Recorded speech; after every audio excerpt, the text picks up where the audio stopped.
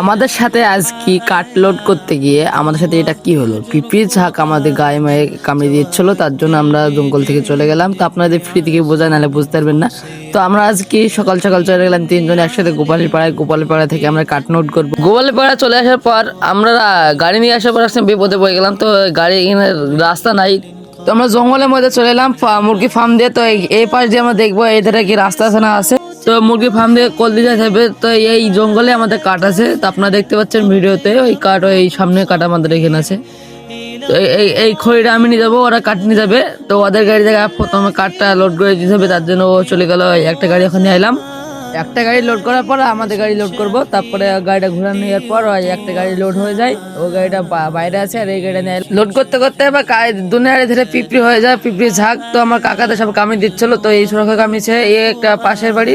আমরা ভয়ে ভয়ে কাজ করছি, পিঁপড়িতে কামড়াচ্ছে খুবই।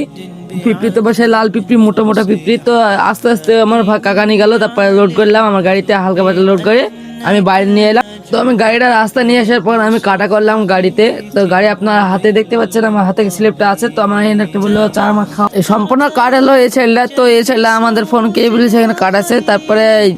তারপরে কাকার চা তৈরি হয়ে যায়। তারপরে আমাদের চা দিল, চা দেওয়ার পর আমরা চলে এলাম গাড়িটা খালি করতে হবে। তারপরে আমাদের স্লিপে দিলাম। তো এই মালিক ভাটিওয়ালা মালিককে দিয়ে দিলাম স্লিপটা।